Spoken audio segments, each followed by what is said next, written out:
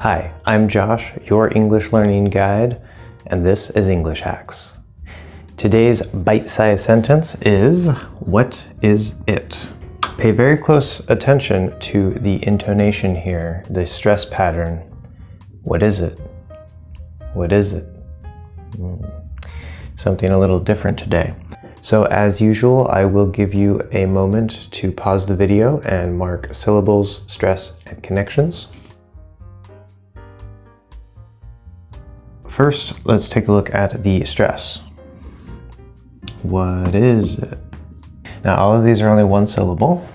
Very simple. Normally, the verb to be is not stressed.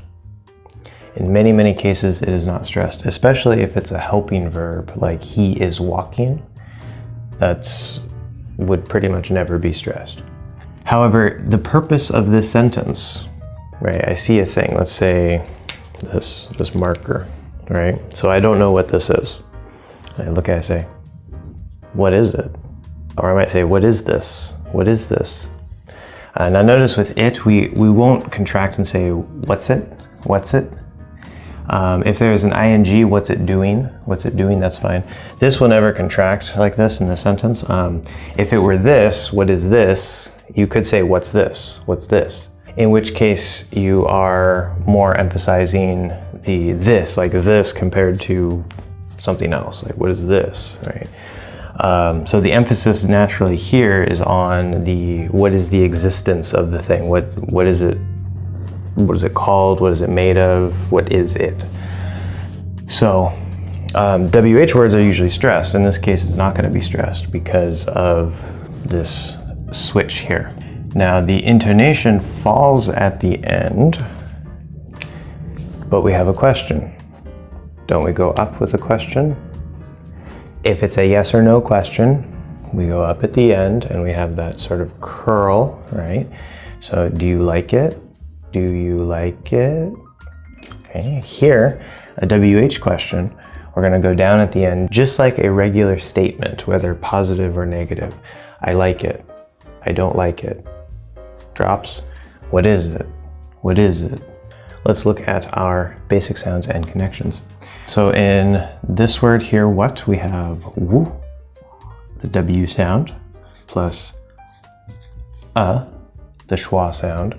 And I'm going to clarify something about that in a second, because some of you might say, wait, that's a schwa sound? And t, the T sound, which of course normally by itself, if it doesn't connect to anything, would be a glottal stop T. What? What? Cut it off here. Okay. Now the schwa sound here. This is a little complicated. I'm going to take a brief moment to talk about this. On the vowel chart, in the middle here, we have two sounds. This one up here is as a vowel, but this one right here is an upside down V. Now there's another symbol, which is like this, a regular E, but it's upside down, something kind of like that. I know that looks like a G, capital G, but it's supposed to be an upside down E. So upside down means flipped this way. So take this and flip it like that. Technically speaking, this is the schwa. It's a small little Okay, and it's approximately in the same position here. Now these two symbols in general, if you look at a general sort of vowel chart for languages of the world, you'll see that this symbol is actually sort of back here. And the schwa isn't usually actually put on the chart in the charts that I've seen. I haven't really seen it, even on English charts, but it is noted as a sound. And so the thing about these two symbols, this is one reason why I don't want you to learn the IPA, and one reason why it's very confusing, is because although this upside down E is strictly speaking the schwa, this sound here in English, this upside down V, is the exact same sound. It's the exact same sound in English, at least. The schwa is never stressed. A true schwa is never stressed. It's just a. and it's usually used as a reduction sound, which you can find more information about in other videos. But this upside down V can be stressed or it might not be stressed. It doesn't matter, it just depends. However, in order to make things easy for you and to avoid all of this, right? So just forget everything I just said and just know that strictly speaking, this little like when we say instead of do, if we change this to d, right? Like do you like it? You changes to y, that's a schwa. Okay, these are schwas. Do you like it? Do you like it? Those are true real schwas. Strictly speaking, that's what a schwa is. But because this upside down V is the same sound in English, I refer to both of them collectively as the schwa, and you will see both symbols next to that dot on the vowel chart. If you take a look at it, you can download it in the link below, or watch my video about what a vowel chart is. So when I refer to a schwa, technically speaking, this in this word is not a schwa, it's the upside down V, but we're just gonna call it a schwa to make things nice and simple and easy. Technically inaccurate, but it's the same sound, same sound. Okay, so we have w plus a plus glottal stop t. What? Here we have is, which is I, again silent H. We just try to write that as a native. Is. This is the second sound in the vowel chart. Second sound. 1, 2. Okay.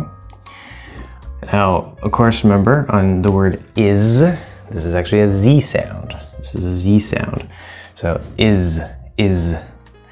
Here, before we look at the actual connections, we have I again, same vowel sound, plus a T, which would normally be a glottal stop T because it's at the end of the word. Now, what about between these? If we go here to here, do we have a connection? Yes, we do. Consonants like to connect to vowels between words. That's probably the biggest, most common connection rule in English. In British English, it'll stay a T. In American English, remember one of the biggest features that makes American English sound like American English is that this T will turn into a flapped D. Flapped D. I've talked about this before, there are other videos on that. Flapped D. Instead of D, you just sort of tap. So we get wa, re, wade, not wade, wade. It's supposed to tap. That takes some practice, usually. And then we have this Z, what is. What about is to it? Z is a consonant sound, so it will want to connect to that vowel. So we're gonna go ahead and connect here. And we'll get zit, glottal stop T. What is it? What is it? What is it? What is it? Okay, remember the is stressed, and because it sounds like this T, which is becoming a D, sounds like it's sort of moving over and connecting here to this I sound, you can actually hear that that is now part of that stressed syllable, where the Z no longer sounds like it's part of that stressed syllable, it sounds like it's part of the unstressed it, right? What is it? It's not what is it, right? We're sort of breaking the connections that we made. So that's one thing that we mean by a connection or a link. It sounds like it actually moves over and it will actually become part of that word itself, that syllable with the stress and everything. What is it? So that is all for this bite-sized pronunciation video, and I'll see you guys in the next one.